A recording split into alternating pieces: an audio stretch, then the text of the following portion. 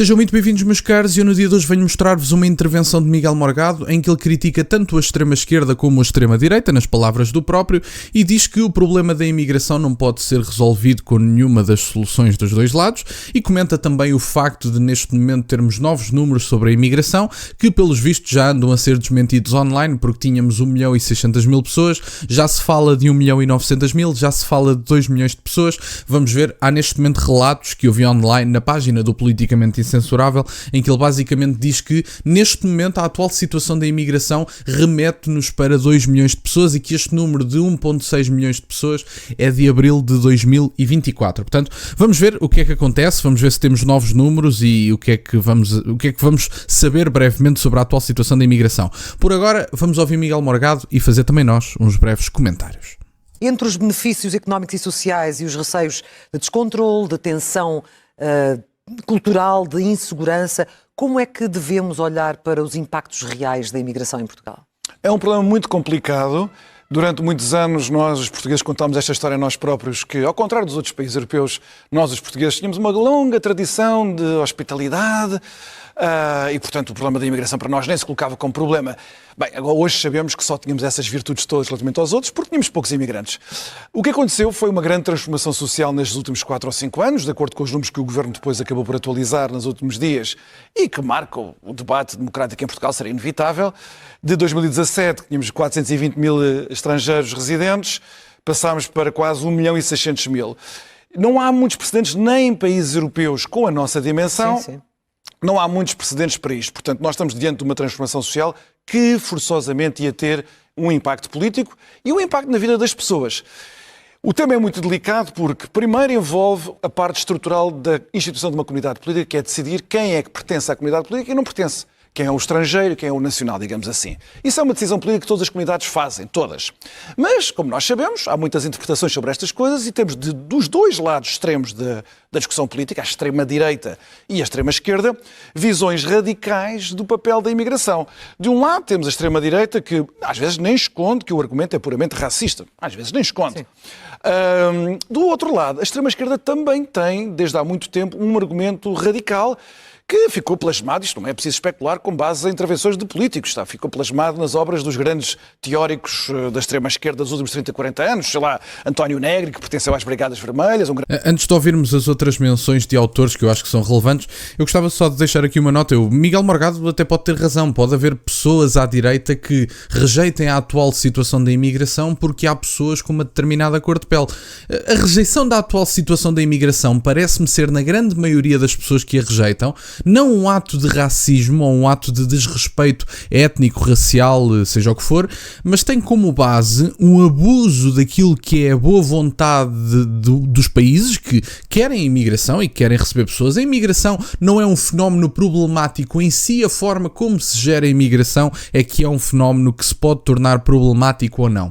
E obviamente que se neste momento nós temos uma cultura, tradições, história, temos as nossas raízes, a nossa família num determinado país, nós não gostamos do facto de nos últimos 7 anos os imigrantes terem quadruplicado, enquanto nós temos taxas de natalidade inferiores àquilo que é a manutenção da população. Ou seja, enquanto os imigrantes crescem e se quadruplicam no espaço de 7 anos, os portugueses estão a diminuir. A natalidade dos portugueses é inferior à dos imigrantes. E além disto, temos neste momento uma coisa que é muito clara e que eu acho que é relevante dizer, uma saída massiva dos jovens portugueses que são quem poderia reverter a situação da natalidade em Portugal. E, portanto, obviamente que não vão ser os idosos a ter filhos em Portugal, os idosos já tiveram os seus filhos, e, portanto, se temos uma saída massiva dos jovens, que são quem pode reverter a situação da natalidade, e temos os imigrantes a quadruplicar no espaço de 7 anos, temos um problema.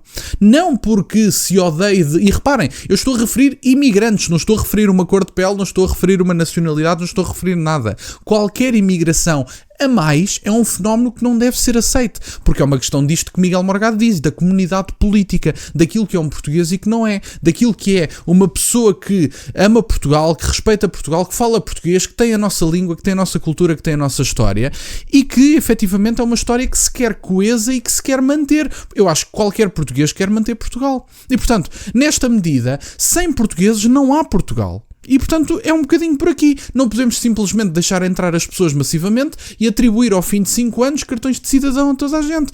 Porque isto gera problemas, gera tensões sociais. E a ideia de que, bom, Portugal é um país de emigrantes. Não, é verdade, quer dizer, isso ninguém tem dúvidas disso. Eu, da minha parte, o que defendo para a imigração em Portugal, também defendo para a emigração de portugueses noutros países, que é, se estão a prejudicar a identidade nacional, se estão a prejudicar a ordem pública, se não estão a contribuir financeiramente, eu acho que os portugueses têm que ser deportados para Portugal. E, portanto, como veem, o meu argumento abrange toda a gente. Não há aqui qualquer tipo de distinção racial, étnica, seja o que for. Eu acho que é respeitar o país para onde se vai, respeitar as regras e haver também limites quantitativos, porque pode haver dezenas de milhões de pessoas que se queiram portar bem e que se queiram contribuir, que se queiram estabelecer, etc. Mas isso vai descaracterizar Portugal de uma forma clara. E como nós queremos Portugal, não há Portugal sem os portugueses. E, portanto, eu acho que investir na natalidade portuguesa, investir naquilo que nós somos, ter orgulho daquilo que somos, que também é importante, e é um bocadinho por aqui. Não há qualquer tipo de ódio, a seja quem for. Eu não odeio povo nenhum, não odeio cor de pele nenhuma. Gosto é da nossa identidade, que é nossa, porque somos nós. É a Ordo Amoris. Portanto, a Ordo Amoris é muito simples. Eu gosto mais dos meus filhos do que dos vossos. E não é porque eu odeio os vossos filhos. É porque os meus filhos são meus filhos. São uma parte de mim, não é? Portanto, é um bocadinho esta lógica também de São Tomás de Aquino. Vamos ouvir. Grande intelectual italiano que, entretanto, morreu. O Emanuel Wallerstein, também uma grande figura para a extrema-esquerda. E, basicamente, a ideia deles era que a ideia de que há fronteiras que devem ser respeitadas é moralmente arbitrária. Portanto, não deve ser aceito. Faz parte de uma estrutura de poder, dominação capitalista, etc.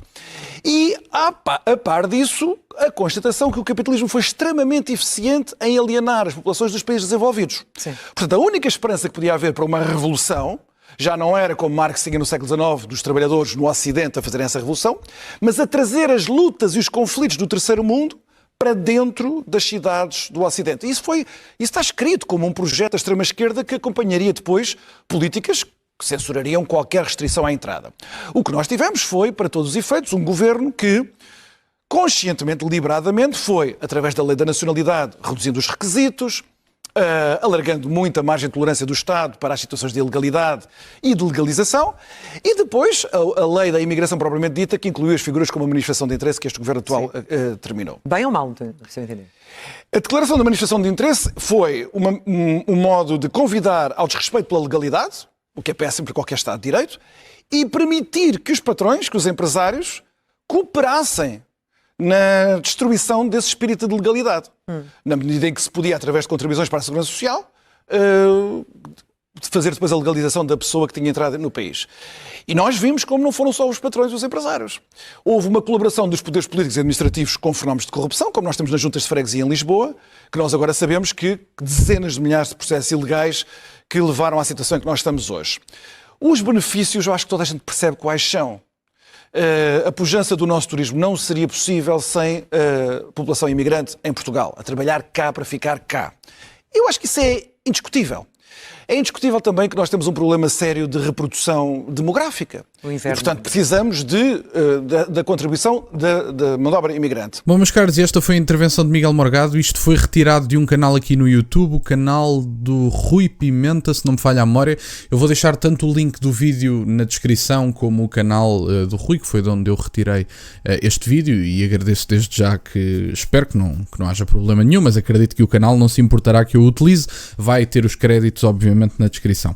Eu gostava só de deixar aqui algumas notas. Esta ideia de que o capitalismo alienou as pessoas, bom, eu acho que os marxistas se aperceberam, como eu já tinha referido, se aperceberam que o capitalismo gerou uma condição de vida que favorecia as pessoas, que favorecia o próprio proletariado, que, segundo os marxistas, se aburguesou e deixou de querer a revolução. Obviamente deixou de querer a revolução porque a revolução iria prejudicar a condição de vida das pessoas que tinham atingido e que tinham alcançado. E, portanto, eu acho que também há um problema do ponto de vista liberal. Os liberais, do ponto de vista social, acreditam que as pessoas são apenas um conjunto de indivíduos, que não há identidades partilhadas, que isso não existe, e que somos apenas um conjunto de indivíduos que procura de forma egoísta aquilo que querem de melhor para si, leia-se uma melhor condição financeira, monetária, material, o que quer que lhe queiram chamar. E, portanto, nesse aspecto, eu acho que os liberais estão tão errados como os marxistas. Os marxistas dizem basicamente que o proletariado não se deveria ter aburguesado e porque tem condições melhores de vida, não se quer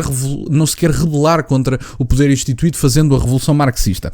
Os liberais acreditam que nós somos apenas um conjunto de indivíduos que não têm nada em comum e que, aliás, ou que têm apenas uma coisa em comum, que é estarem todos à procura de forma egoísta de algo que melhore a sua condição material. Eu acho que não há uma boa capacidade, não há uma boa comunidade política se as pessoas não tiverem no seu instinto devolver algo que retiraram à comunidade. Um saco de onde só se tira esvazia-se brevemente. E, portanto, obviamente que os liberais veem esta situação desta forma, mas as identidades partilhadas existem. E, aliás, uma das maiores crises das últimas décadas e provavelmente uma das maiores crises ocidentais do século é precisamente a crise identitária. As pessoas querem, é humano ser parte de uma comunidade e ter algo partilhado com as outras pessoas. Não há nada mais humano do que isso. E eu acho que o liberalismo, à semelhança do marxismo, numa linha diferente, rejeita aquilo que é uma parte completamente natural do ser humano, que é o sentido de partilha e de comunidade partilhada. E que comunidade partilhada é essa? É a nação. Somos nós. Essa é a comunidade partilhada. E qualquer ideologia ou doutrina que rejeite esta parte humana do ser humano, passa aqui a redundância, mas que rejeite este sentido de partilha do ser humano, vai inevitavelmente prejudicar o ser humano, porque não se pode rejeitar a natureza. É tão simples como isso. É a mesma coisa que nós dizemos sobre a comunidade LGBT. Um homem nunca poderá ser uma mulher. E neste aspecto há um problema, porque ideologias que rejeitam a natureza estão condenadas ao fracasso, no meu entender. Miguel Morgado falou sobre a questão da manifestação de interesse e disse que a imigração que é um fenómeno normal, e que eu também concordo, quer dizer, a imigração sempre existiu, acho que ninguém se opõe ao fenómeno imigração, opomos-nos à atual situação da imigração, que são coisas completamente distintas. Há imigrantes portugueses, há imigrantes em Portugal, e há pessoas que vêm para Portugal que querem enriquecer, que se querem estabelecer, que querem enriquecer até o próprio país, porque com os seus impostos, com as suas contribuições, ajudam o país a florescer, não tenho nada contra isso. Limites quantitativos, a identidade nacional e a questão da economia são os três pilares de uma imigração decente. Sobre a questão da manifestação de interesse, é muito simples. A manifestação de interesse foi um regime que não tem paralelo na Europa. Aliás, eu no dia de hoje vou fazer também um segundo vídeo em que eu falo de uma reportagem de 2021, 2017 é a aprovação da nova lei da nacionalidade. Inclusive, o Partido Socialista demitiu uma senhora que se opôs a este novo regime de nacionalidade. Eu vou mostrar essa reportagem no dia de hoje, eu acho que é relevante.